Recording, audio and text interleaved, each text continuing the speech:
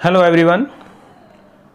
आज हम शुरू करते हैं हमारा जो 12th फिजिक्स का चैप्टर नंबर 2 है। न्यूमेरिकल प्रॉब्लम हमारी चली हुई हैं, इलेक्ट्रोस्टैटिक एंड पोटेंशियल और कैपेसिटेंस के ऊपर न्यूमेरिकल प्रॉब्लम है। यदि आपने पिछला वीडियो नहीं देखा है तो उसको भी ज़रूर देखिए। इम्पोर्टेंट टॉपिक है हमारा और बिल्कुल आसान टॉपिक है। हमने इसके ऊपर आपको पहले टिप्स एंड ट्रिक्स का एक वीडियो जारी किया था, तो उस वीडियो को ज़रूर देखिए यदि आप इनको आसानी से हल करना चाहते हैं।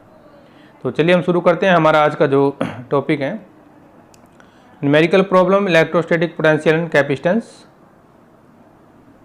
आई एम राजेंद्र कुमार और आप देख रहे हैं आपका अपना चैनल physics.edu.राजेंद्र। तो चैनल को लाइक भी कीजिए और सब्सक्राइब भी कीजिए। चलिए हम बिना देरी किए शुरू करते हैं। हमारा 12th क्वेश्चन क्या कहता है हमारे पास। एक चार्ज दिया है हमारे पास 8 microcoulombs is located at the origin. Calculate the work done in taking a small charge of -2 × 10⁻⁻⁹ coulomb from a point P. Point दिया है कोई इसने 0, 0, 3, ये हम मान लेते हैं। कहीं पी दिया हुआ है, कहीं पे दिया हुआ है, तो कुछ भी ऐसे ले सकते हैं हम। एनसीईआरटी बुक में पी दिया हुआ है। टू द पॉइंट क्यू दिया है कोई 0,40 वाया ए पॉइंट आर, और एक कोई आर पॉइंट दिया गया है, कितना है 0,69। क्लियर है पॉइंट ये। तो निकालना है क्या है हमें, वर्क डन। क्या निकालना है, वर्क डन। और वर्क डन हम कैसे निकालते हैं, पोटेंशियल का डिफरेंस। यानी कम मतलब इलेक्ट्रोस्टैटिक फोर्स और कंजर्वेटिव फोर्स क्या है, एक कंजर्वेटिव फोर्स होता है तो work done is independent of the path. Path का इस पर कोई इफेक्ट नहीं है, तो इसलिए हम कह सकते हैं there is no relevance of point R या पॉइंट पी। इनका आपस में कोई रेलेवेंस नहीं है, पाथ का कोई फंक्शन नहीं है जब इलेक्ट्रोस्टैटिक फोर्स, क्योंकि कंजर्वेटिव फोर्स है और वर्क डन क्या है, इंडिपेंडेंट होता है पाथ पर।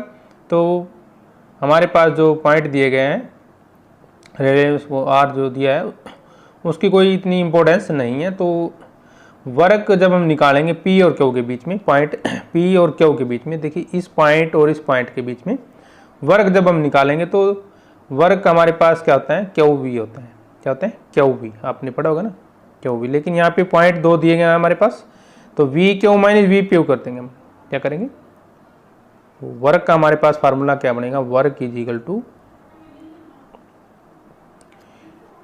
Q naught into V Q minus V P.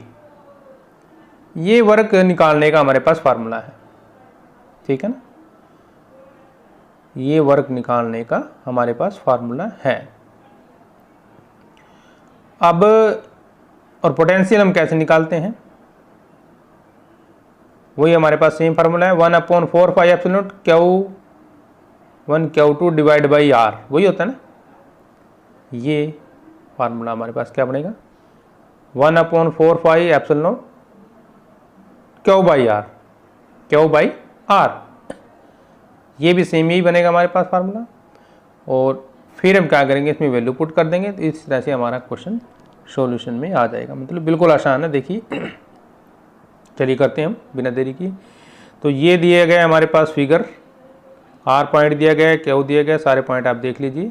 तो क्योंकि आर इसमें रेलिवेंस नहीं रखता, तो डिस्टेंस हमें निकालनी पड़ेगी पहले।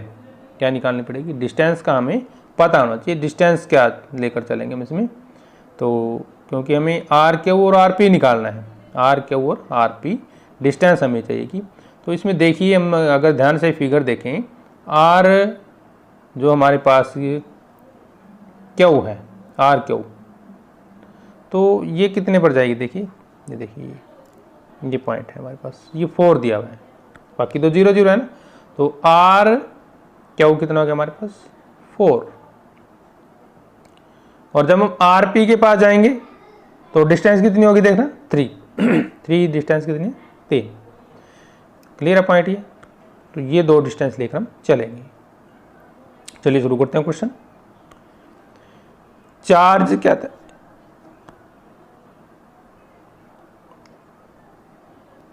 तो चार्ज क्या दिया, located at the origin 8 micro coulomb. तो कितना हो जाएगा हमारे पास 8 इंटू 10⁻⁻3। क्लियर है। Magnitude of the charge which is to be carried from point P to Q, ये दिया हुआ है -2 इंटू 10⁻⁻9। ठीक है। At the point as shown in the given figure, distance हमने देख ली D1 कितनी है 3 सेंटीमीटर है, और D2 कितनी थी हमारी 4 सेंटीमीटर थी y एक्सिस से हमारे पास। अब पोटेंशियल एट P, वही फार्मूला देखिए हमारे पास, यही फार्मूला इंपॉर्टेंट है, याद रख लिए। पोटेंशियल कहते हैं 1/4πε0 Q/r होता है। तो यहाँ पे डिस्टेंस D1 ले ली इसने, तो ये फार्मूला हमारे पास हो गया। इसी प्रकार हम दूसरा पोटेंशियल निकालेंगे, तो वो क्या हो जाएगा Q/4πε0 इंटू में D2। तो ये दो पोटेंशियल हमारे पास आ गए। अब नेट वर्क डन हमने अभी जो किया था, क्या होता है W = Q1 into V2 - V1, potential का जो डिफरेंस आएगा, क्योंकि हमने QV जो है क्या होता है वर्क डन लेते हैं। तो वैल्यू पुट करेंगे यहाँ पर, Q1 ऐसे कैसे आ जाएगा, तो ये हमारी फर्स्ट पोटेंशियल, ये सेकंड पोटेंशियल, तो Q इसमें से हमारे पास कॉमन आ जाएगा, दोनों में Q देखिए यहाँ पे Q है कॉमन आ गया, और 4πε0 ये भी कॉमन आ जाएगा दोनों से, तो ये कंप्लीट बार आ गया। अंदर क्या बच गया D1/D1 D2 -1/D1, और ये हमारे पास वैल्यू कितनी होती है कांस्टेंट 9 इंटू 10⁻⁹। अब जो हमारी ये समीकरण है, इसमें इक्वेशन में वैल्यू पुट करते हैं। तो वैल्यू पुट करने से कंप्लीट वैल्यू पुट करेंगे, ये D1 हो जाएगा, ये D2 हो जाएगा। तो पहले हम इसको D1 D2 को सेंटीमीटर में हमने दिया हुआ था, तो हम इसको मीटर में चेंज करेंगे। किस में चेंज करेंगे, मीटर में, क्योंकि हमारे पास 3 सेंटीमीटर था ना और 4 सेंटीमीटर था, तो 4 का मीटर ये बनेगा 0.04 और 3 का कितना बनेगा 0.03 मीटर। तो क्योंकि हम SI यूनिट लेकर चलते हैं, इसलिए इसको SI यूनिट में आप कन्वर्ट कर लेंगे, ये आप ध्यान रखेंगे। तो जब हम सोल्यूशन आए तो हमारे पास वर्क डन क्या आ जाएगा, ये आ जाएगा। तो ये था हमारा क्वेश्चन नंबर 12, बिल्कुल आसान था, एक ही फार्मूला है हमारे पास, वर्क डन निकालना है। ये देखिए कहता है भी ए क्यूब ऑफ साइड, एक क्यूब दिया गया है जिसकी साइड B है। क्यूब आप जानते ही है ना, तो जिसकी सभी साइड क्या होती हैं सेम होती है, उसको हम क्यूब लेकर चलते हैं। ठीक है। चार्ज Q दिया गया प्रत्येक कॉर्नर पर, इसके वर्टिसेस पर। Determine the potential and the electric field due to this charge array at the centre of the cube. देखिए अब हमें क्या निकालना है, चार्ज निकालना है। क्या निकालना है, charge, potential field, electric field due to the charge. अब जब हमें पोटेंशियल निकालना है तो हमें R का पता होना चाहिए। क्या पता हो, R। तो R हम कैसे निकालेंगे, देखिए क्यूब में हमारे पास दो तरह के डायगोनल बनते हैं। क्यूब में दो तरह के डायगोनल बनते हैं, देखिए हम दिखाते हैं आपको। एक तो जैसे हमारे पास ये लोअर पार्ट हो गया हमारे पास क्यूब का, नीचे वाला सिरा लगा लो या ऊपर वाला, चारों साइड है, कोई से भी एक फेस लगा के चल सकते हैं हम। तो टोटल 6 फेस होते हैं हमारे, ठीक है ना। तो उसमें हम डायगोनल, जैसे ये डायगोनल होता है ये, या ये बड़ा डायगोनल होता है, ये साइड कितनी है हमारी A, ये भी क्या है A। तो डायगोनल हमारे इसमें साइड इसमें कितनी दी है हमारी B दी गई है ना, तो क्योंकि साइड कहते हैं B तो हम क्या मानेंगे इसमें B लेकर चल देते हैं।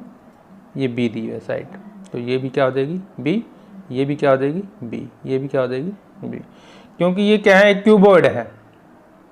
क्या है क्यूबॉइड।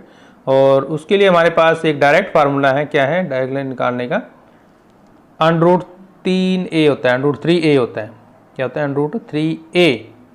तो क्या बन जाएगा हमारे पास, √a के स्थान पे हमारे पास b है, तो √3b आ जाएगा। ये एक डायगोनल हो गया हमारे पास, क्लियर पॉइंट ये। या आप इसमें हम क्या कर सकते हैं, कोई फार्मूला भी लगाकर कर सकते हैं। डायगोनल जब आप निकालेंगे तो फार्मूला भी आप इसमें लगा सकते हैं। और अब निकालते हैं हम दूसरा डायगोनल। दूसरा डायगोनल क्या होगा, ये देखिए ऊंचाई के साथ, देखिए ये ऊंचाई, ये डायगोनल होगा। मतलब जैसे हमारे पास दो सिरे बनते हैं ना इसके, देखिए हमारे पास जैसे ये है हमारे पास,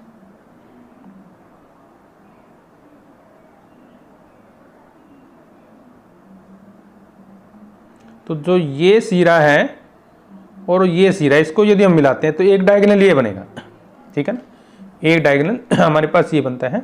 तो इसको भी निकालेंगे, फार्मूला हमारे पास वही है। तो इसको हम √3/2 a होता है, उसके लिए फार्मूला क्या √3/, करते हैं सवाल। देखिए एक बार आपको समझाते हैं कैसे बनता है। देखिए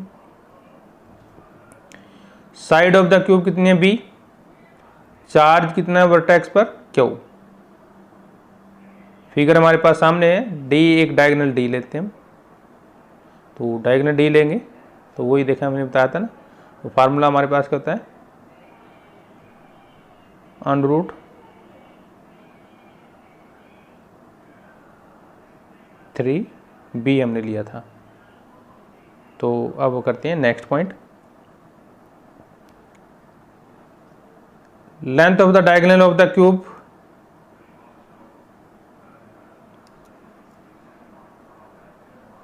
वो लिया था हमने √3b। तो ये आ जाएगा हमारे पास, वैल्यू पुट करेंगे। देखिए सेम फार्मूला दोनों, ये हमारे पास √d² b², d हमारे पास ये आया ये, तो ये वैल्यू यहाँ पे पुट करेंगे तो ये b², तो ये कितना आ जाएगा √3b। यानी कि हमारा सीधा फार्मूला हमारे पास √3a होता है ना, तो यहाँ पे हम b लगा सकते हैं सीधा। तो ये फार्मूला हमने जो शुरू में बताया था डायरेक्ट वही फार्मूला हमारे पास होता है ये, ठीक है। जब हम बात सेंटर की करते हैं तो दूसरा फार्मूला हमारे पास तैयार हो जाता है, ये वाला। अब करते हैं हमारा सवाल, क्या कहते हैं शम्स में क्या दिया गया है। तो ये तो वही सवाल है हमारे पास, डायगोनल आ जाएगा। Distance of any of the vertices from the centre of the cube,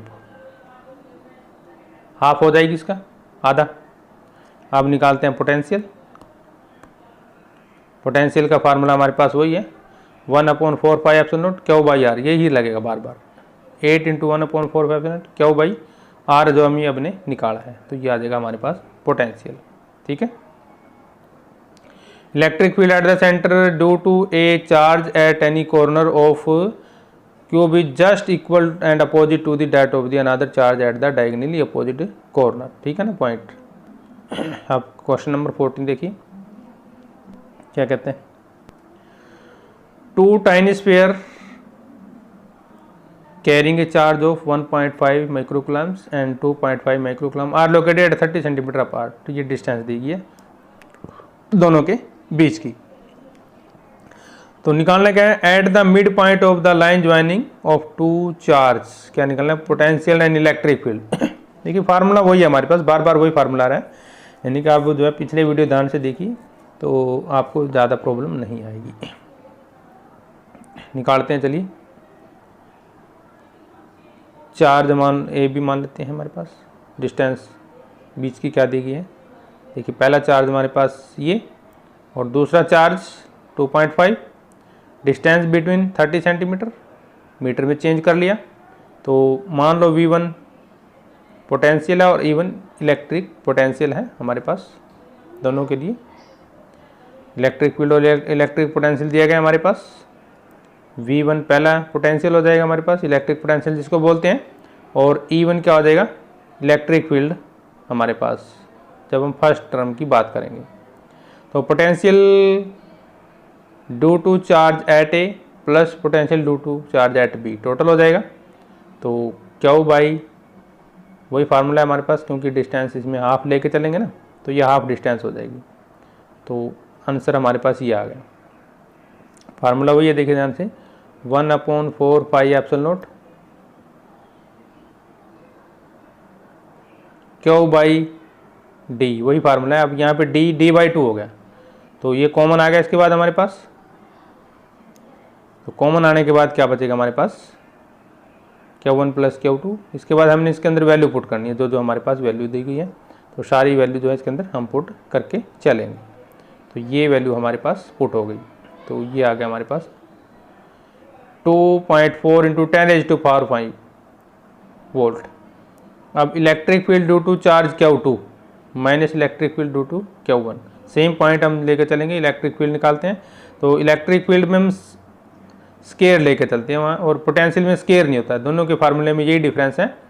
देखिए उसमें हम क्या करते हैं, 1/4πε0 Q/d लेते हैं, और जब इलेक्ट्रिक फील्ड की बात करेंगे तो हम d का स्केयर कर देते हैं। ये फ़र्क है दोनों के फार्मूले में। तो सेम प्रोसीजर चलेगा हमारे पास। इसके बाद हमें सिर्फ वैल्यू पुट करनी है। वैल्यू पुट करने के बाद हमारे पास ये आंसर आ जाएगा। ये हमारा हो गया इलेक्ट्रिक पोटेंशियल दोनों के पास। और at the mid point the potential कितना हमारे पास 2.4 × 10⁵ वोल्ट, एंड इलेक्ट्रिक फील्ड क्या गया 4 × 10⁵ ठीक है ना। Direction of electric field is from the larger charge to smaller charge, ये फिक्स पॉइंट होता है हमारे पास, डायरेक्शन हमेशा यही रहती है। अब नेक्स्ट पॉइंट ये कहता है भी यदि मान लो कोई उस पॉइंट को जो मिड पॉइंट पर हमने निकाला है ना, यहाँ निकाला था अभी, वो हम कहते हैं कोई जेड बार ले लेते हैं कोई भी नॉर्मल पे, नॉर्मल मतलब perpendicular, passing through the mid point, तब क्या रहेगा। तो ये डिस्टेंस हमें चाहिएगी, ये डिस्टेंस चाहिएगी ना, ये दी गई हमारे पास टोटल 30 सेंटीमीटर। हाफ हाफ करेंगे तो क्योंकि मिड पॉइंट निकाल लें तो 15 सेंटीमीटर हमारे पास आ जाएगा। फार्मूला हमारे पास वही रहेगा, लेकिन हमें इसमें डिस्टेंस निकालनी है बस। Consider Z point normal to the distance दी गई हमारे पास 10 सेंटीमीटर, 0.1 मीटर हो जाएगा as shown in the figure. वही पोटेंशियल मान लेंगे हम और इलेक्ट्रिक फील्ड मान लेंगे दोनों के लिए जेड पर। From the figure it can be observe that B Z is equal to A Z, क्योंकि मिड पॉइंट से हमने इसको लेकर चला। देखिए ये ए जेड हो गया ना हमारे पास, ये और ये क्या होंगे बराबर रहेंगे हमारे, ये डिस्टेंस और ये डिस्टेंस क्या होगी बराबर होगी, क्योंकि ये मिड पॉइंट से दिया और ये 10 सेंटीमीटर दिया गया है और ये परपेंडिकुलर है। तो यहाँ से देखिए ये 15 सेंटीमीटर है ना और ये 10 सेंटीमीटर है, तो पाइथागोरस थ्योरम के द्वारा हम ये निकाल सकते हैं। ये हाइपोटेन्यूस बन गया हमारा, तो ये डिस्टेंस निकालेंगे तो ये भी आ जाएंगे हमारे पास। और जब हमारे पास डिस्टेंस आ गई तो फार्मूला हमारे पास सेम है, वही पोटेंशियल निकालने का और इलेक्ट्रिक फील्ड निकालने का। तो पोटेंशियल का फार्मूला ये है जिसमें हम डिस्टेंस का स्केयर नहीं करते, और दूसरा ये हो जाएगा हमारे पास। तो वैल्यू पुट कर देनी है, ये देखिए वैल्यू पुट हो गई हमारे पास। तो ये आंसर क्या गया 2 × 10⁵ वोल्ट। अब जेड पे भी सेम हमारे पास सेम वही फार्मूला रहेगा, तो ये आ जाएगा पहला, ठीक है। फिर ये आ जाएगा दूसरा, इलेक्ट्रिक फील्ड निकाल लें हम। इलेक्ट्रिक फील्ड में हम स्केयर कर देते हैं, देखिए स्केयर किया है ना यहाँ पे, और यहाँ पे भी स्केयर, सेम फार्मूला है हमारे पास। तो यहाँ से आंसर ये आएगा हमारे पास और वहाँ से आंसर दूसरा पॉइंट आ जाए। सिर्फ हमें वैल्यू पुट करनी है और कुछ नहीं करना है इसमें। अब जब रिजल्टेंट निकालते हैं तो रिजल्टेंट का फार्मूला हमारे पास होता है, तो जो इलेक्ट्रिक फील्ड का स्केयर दूसरे का स्केयर इंटू कोस थीटा में कंपोनेंट में लेकर चलते हैं। तो इसका मतलब हमें कोस थीटा निकालना पड़ेगा। कोस थीटा कैसे निकालेंगे, तो जैसा हमने फिगर देखा अभी, क्या 0.10 to 0.18 हो जाएगा हमारे पास, ठीक है। फिगर देखिए, तो ये फिगर हमारे पास, थीटा कहीं से भी निकाल ली, कोस थीटा में निकालना है। ऊपर ये जेड के पास कोस थीटा दिया गया, तो ये कोस थीटा का फार्मूला हमारे पास यूज हो गया। तो वैल्यू पुट करेंगे फिर यही सेम, ये हमारे पास E1 है, ये E2 है, 2 × E1 E2 आ जाएगा, ठीक है। तो ये हमारा क्वेश्चन बन गया। Potential at 0.10 centimetre perpendicular the mid point, ठीक है ना। क्वेश्चन नंबर 15 देखिए, कहते हैं a spherical conducting shell of inner radius R and outer radius R2 has a charge Q। तो ये चार्ज दिए गए हमारे पास, spherical shell conducting shell, inner radius R1 और आउटर रेडियस क्या दिया गया R2 दिया गया। तो ये क्या पूछता है, नंबर 1 में क्या पूछता है, a charge Q is placed at the centre of this shell, what is the surface charge density on the inner and outer surface of the shell. देखिए चार्ज किस पर रहता है हमारे पास, outer surface of the shell. Charge कहाँ होता है, आउटर सरफेस पे होता है सारे का सारा charge. Charge Q place at the centre of the shell induce charge, negative charge induce होगा, तो inner surface charge and charge जो प्लस होगा हमारे पास आउटर सरफेस पर होगा तो इसका मतलब total charge on the inner surface क्या होगा, नेगेटिव, माइनस क्यू हो जाएगा। और टोटल चार्ज आउटर पर निकालेंगे तो क्यू प्लस क्यू, यानी कि जो इनर है और आउटर है दोनों का सम हो जाता है। ठीक है, ये देखिए हमारे पास फार्मूला होता है इनर के लिए minus Q divide by 4 pi R1 का स्क्वायर, और आउटर साइड के लिए हमारे पास क्या हो जाएगा, प्लस में क्यू और जुड़ जाएगा। ठीक है, प्लस में क्यू और जुड़ेगा, तो ये होता है हमारे पास इनर और आउट के लिए formula. Second, if electric field inside a cavity is 0 even if the shell is not spherical but has irregular shape. Answer में क्या, यस। क्यों? क्योंकि electric field inside the cavity is 0 even when the shape is irregular and not the sphere. Suppose a Gaussian surface inside the cavity. Now since there is no charge inside it, अंदर कोई charge नहीं होता, इस point को note कर लीजिए। The electric flux through it will be 0 according to जो Gauss law कहता है हमारे पास, ये गॉस लॉ है। Also all of the charge will reside on the surface, पर सारा चार्ज होता है, अंदर कोई चार्ज नहीं होता। तो इसका मतलब क्या हुआ, net charge inside the conductor क्या है हमारे पास, 0 है। क्या है, 0। And electric field inside the cavity क्या हो जाएगा, 0 हो जाएगा। अब next question, so that normal component of electrostatic field has discontinuity from one side of charge to the other is given by. ये तो ये फार्मूला दिया गया हमारे पास नेट चार्ज का, ये प्रूव करना है हमें। क्या करना है, प्रूव करना है। जहाँ पे एन क्या है हमारे पास, एक यूनिट वेक्टर है हमारे पास, एन क्या है, और sigma is the surface charge density, ये एप्सिलॉन नॉट है हमारे पास, यो और ये क्या हो गया, इलेक्ट्रिक फील्ड हो गया हमारे पास दोनों। ठीक है, तो चलिए सॉल्व करते हैं इसको।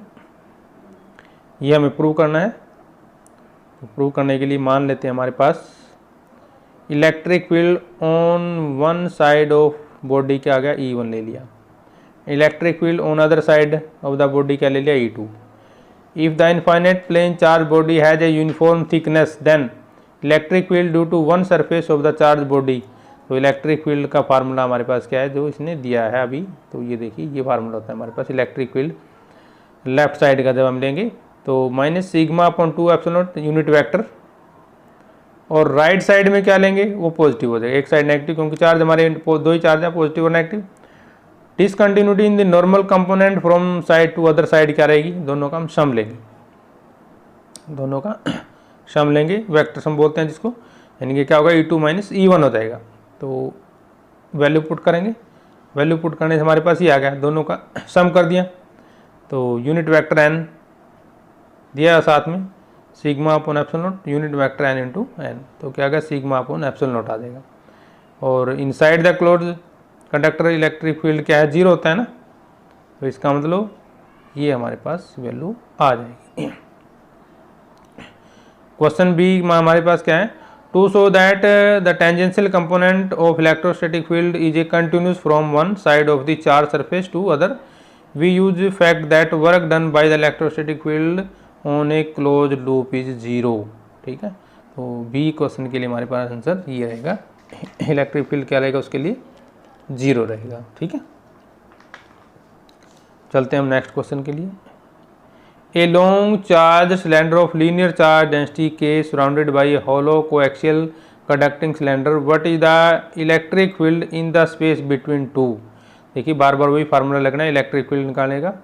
तो ये थोड़ा सा क्वेश्चन हटके है, तो एक बार मान लीजिए क्या दिया है, सिलेंडर की लेंथ कितनी है, L दी है हमारे पास, radius A is equal lambda, another cylinder of same length surrounding by the previous cylinder is radius B।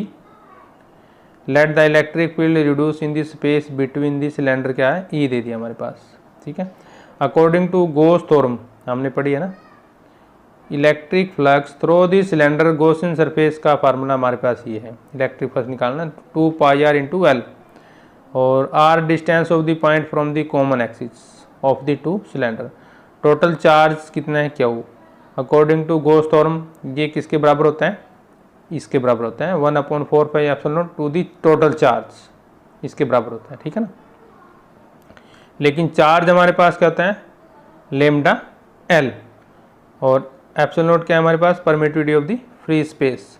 तो चार्ज ये है, देखिए ये, तो यहाँ पे ये लेमडा L की वैल्यू हम ये वैल्यू पुट कर देंगे यहाँ पे। ठीक है, क्लियर है, तो अब क्या करना है हमें, सिर्फ ये है जो ये दूसरी साइड आ जाएगा, इसके नीचे आ जाएगा 2 पाई आर एप्सिलॉन नॉट, और एल से एल दोनों साइड कैंसिल हो गया, एल से एल कैंसिल हो गया, तो इलेक्ट्रिक फील्ड हमारे पास ये आ जाएगा। क्वेश्चन नंबर 18 देखिए क्या कहते हैं, इन ए हाइड्रोजन एटम, एक हाइड्रोजन एटम दिया गया हमारे पास, the electron and proton are bound at a distance of about 0.53 MP. Estimate the potential energy of the system in electron volt, taking 0 of the potential energy at infinite separation of the electron from the proton. तो statement आप जो है 2 बार पढ़िए, 2 बार पढ़ने से statement clear हो जाती है। जब तक स्टेटमेंट नहीं क्लियर होगी तो क्वेश्चन भी हमारा नहीं निकलेगा। तो distance between electron and proton of hydrogen atom कितनी दी गई है, 0.53 एंगस्ट्रॉम। चार्ज इलेक्ट्रॉन पर कितना होता है हमें पता है, ये होता है -1.6 इंटू 10⁻⁻19, और प्रोटॉन पर भी सेम चार्ज होता है लेकिन वो पॉजिटिव होता है। आप क्वेश्चन निकालते हैं ए पे, क्या है, estimate the potential energy of the system in electron volt, ये दिया देखिए, एस्टिमेट द पोटेंशियल एनर्जी हमें निकालनी। पोटेंशियल एनर्जी निकालते हैं पहले, तो पोटेंशियल एनर्जी ऑफ सिस्टम किसके बराबर होगी, potential energy at infinity minus potential energy at the distance D. Infinity पर 0 रहेगी पोटेंशियल एनर्जी, और डी पर वही फार्मूला हमारे पास 1/4 pi epsilon naught Q1 Q2 divide by D. ये permittivity of the free space होता है, और इसकी वैल्यू कितनी होती है हमारी 1/4 पाई एप्सिलॉन। इसको याद कर लीजिए, 9 × 10⁻⁹, तो वैल्यू पुट कर देंगे हमारा, जो ये इक्वेशन थी हमारी, ये इस इक्वेशन में वैल्यू पुट करनी है Q1 Q2, ठीक है। तो ये देखिए वैल्यू पुट होगी दोनों, तो ये क्या आ गया हमारे पास 0.53 इंटू 10⁻⁻10।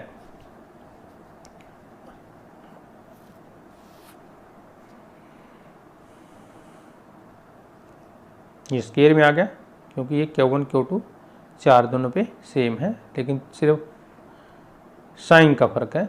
तो ये सोल्व करने के बाद आ गया, सिंस ये क्या दिया है हमारे पास, जूल में दिया है, तो ये इलेक्ट्रॉन वोल्ट के बराबर होता है। एक के बाद पोटेंशियल एनर्जी हमारे पास, इसका मतलब ये हो जाएगी, ठीक है ना। तो ये हम इसको डिवाइड कर देंगे, तो ये इस तरह से हमारा क्वेश्चन सिंपल हो जाएगा। और what is the minimum work required to free the electron. अब वर्क निकालना, इसका मतलब काइनेटिक एनर्जी की बात करेंगे, और हाफ दिया है पहले, half the magnitude of the potential energy. तो ये देखिए कि काइनेटिक एनर्जी क्या है, हाफ ऑफ दी, ये दिया हुआ है, और वो कितना हमारी 13.6 इलेक्ट्रॉन वोल्ट। टोटल एनर्जी क्या होती है, पोटेंशियल एनर्जी और काइनेटिक एनर्जी का सम होती है। तो ये दोनों हमारे पास दी गई एनर्जी, पोटेंशियल एनर्जी भी दी गई है और काइनेटिक एनर्जी भी दी गई है, तो दोनों को जोड़ ये आ गया हमारे पास। वर्क डन का फार्मूला हमारे पास ये होता है, तो वर्क डन कितना आ जाएगा, 0 में से घटा देंगे, जो ये हमारे पास ये आया है, ये वाला, ठीक है। तो वर्क डन कितना हो गया 13.6 इलेक्ट्रॉन वोल्ट। सी में क्या बता, what are the answer to A and B above if the 0 of the potential energy taken at 1.06 separation दिया गया डिस्टेंस। तो जब पोटेंशियल एनर्जी 0 लेते हैं हम, तो D1 क्या कितना दिया हमारे पास 1.06 angstrom. Potential energy of the system वही same formula, at D1 minus at D। तो अभी D1 कितना है हमारे पास, ये फार्मूला है हमारे पास, और D हमने अभी निकाल ली थी, ये आ गया, ठीक है पॉइंट ये। तो सारी की सारी वैल्यू इसके अंदर हम पुट कर देंगे। ये एप्सिलॉन नॉट की 1/4 पाई एप्सिलॉन नॉट की वैल्यू होगी, Q1 Q2 इसलिए यहाँ पे स्केयर कर दिया, डिवाइड बाई D1, तो माइनस ये सेम आ गया वही। तो 16 यहाँ से हल किया इसने, फिर इसके बाद माइनस करने के बाद ये आ जाएगा -13.6 इलेक्ट्रॉन वोल्ट। तो ये था हमारा सेकंड वीडियो। नेक्स्ट वीडियो के लिए हम जल्दी हाजिर होंगे, तब तक हम लेते हैं आपसे इजाज़त। जय हिंद।